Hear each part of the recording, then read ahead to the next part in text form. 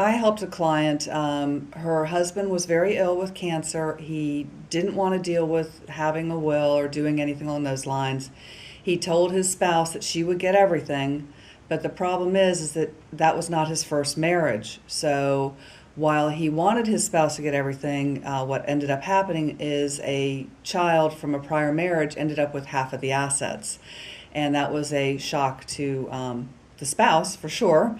As it turns out, they got along all right, but it was not exactly what the fellow intended and not what he told his wife would happen. That's one example. Another example is someone brought me a will that someone had done themselves. And if a will isn't executed properly, it's invalid. It's not any good. This fellow wasn't married, didn't have any children, didn't have any parents, was an only child. There was basically almost no one related to him, no one they could find that was related to him. Will was no good.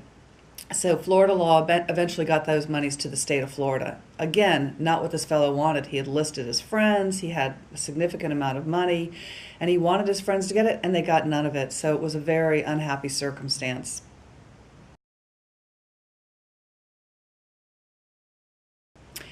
It's absolutely important to have a will, and more important to have a will if you've been married more than one time. Because Florida law, if you don't provide for either your spouse or your minor children, Florida law is going to undo the will you have done and say, this is what's going to happen. Just yesterday, someone sent me a will.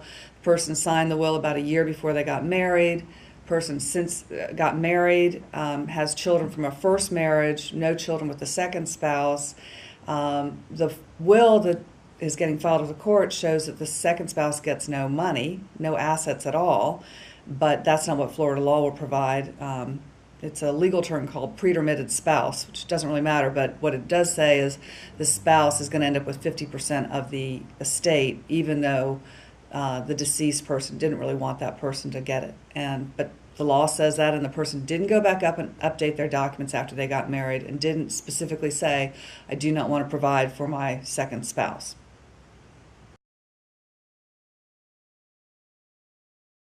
Once your child turns 18, you have no control. Well, you have some control, but you don't have any legal control over that child, or if that child graduates from college. Anytime someone becomes of age, it's important for them to get their power of attorney, healthcare surrogate, and living will done, so that they have someone who can act on their behalf. My son had a recent operation, and we had a healthcare surrogate designation from he's over 18, so that if some decision had to be made while he was in surgery, I could make that decision for him.